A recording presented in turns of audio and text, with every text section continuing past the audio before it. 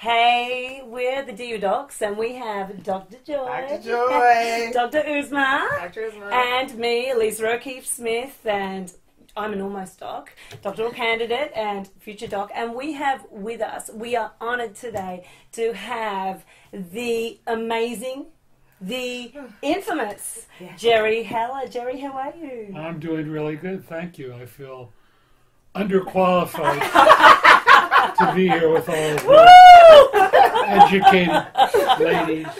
Alonzo kept telling me about a guy that I should meet named Eric Wright. And I said, what's he doing? He said, well, he's a drug dealer, but he has a lot of money. And I said, you know, there you go. It's not what I do, man. I'm not, I'm not into that kind of thing, RICO statutes, and, I'm just not into that. So, I want to keep it legal. Whatever I do, I keep legal. So he kept bugging me, and finally, after about 3 months, he said to me, listen, this guy Eric Wright offered me $750 to meet you. How can you resist? He says, I need the money. He says, would you agree to meet with him? Oh, damn. And I said, okay. I said, February 3rd of 1987. Wow. I'll be at McCullough. It was a Tuesday. Tell him to meet me out front. So I'm waiting out front. It's about 2:30, and this tricked out Suzuki Samurai pulls up, And there you go. And he gets out, man. And this little tiny guy, like 5 feet tall. Wow. And reaches in his sock and pulls out a roll of money and pays Alonzo the $750. Yes, and that's for you. Well, I thought that was cool, Yeah. Before he said anything, so I said to him, okay, what is it that you want, man? So he said, nothing. He didn't say one word. Oh, my. And in show business, it's all about talking, man.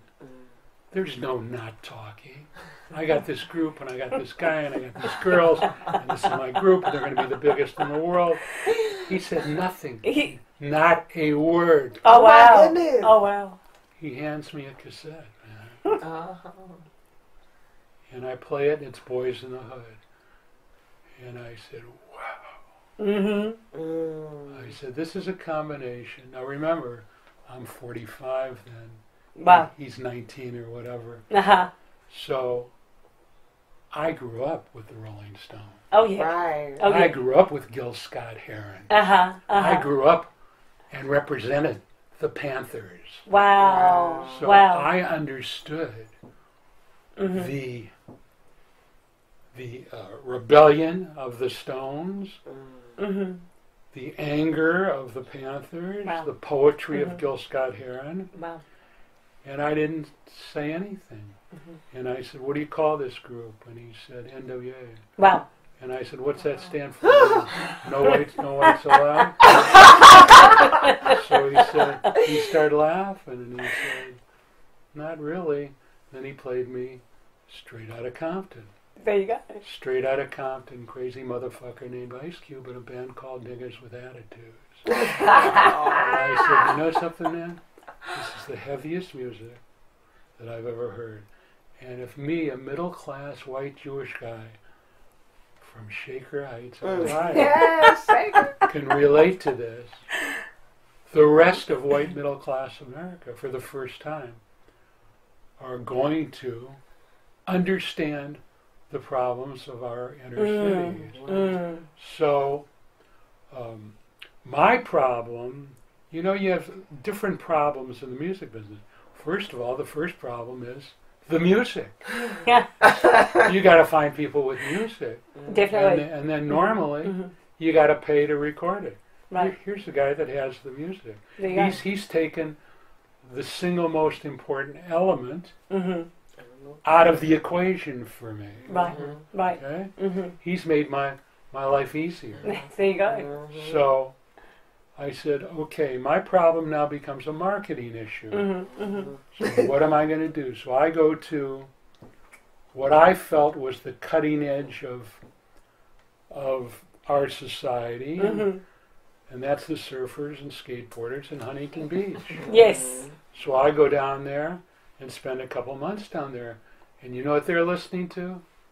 They're listening to Suicidal Tendencies. They're listening to Metallica. Yes. They're listening to a little record that sold 30 million copies called Appetite for Destruction. Ha. And I said, wait a second now. That's right. Anybody that buys Appetite for Destruction buys Straight Outta Compton. Right. Definitely. I said, that's my audience. Mm-hmm. So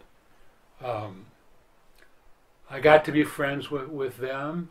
And if you look at any interview that any of those groups did between 87 and 91, they're wearing Eazy-E hats and Straight Outta Compton t-shirts. Yeah. And their videos. There you go. They became the idols of all those groups. So that's really how we got Right. started. Wow. Right. And there are a lot of things that happened in between. I went to see Joe Smith, who was a friend of mine. He was the chairman of the board of Capitol, and he had owned Warner Reprise with Mo Austin and Frank Sinatra. Wow. And I said, Joe, you got to listen to this music. And, you know, I played him a song, What the Fuck Is Up, Who the Fuck Is He? I love saying fuck on camera, by the way.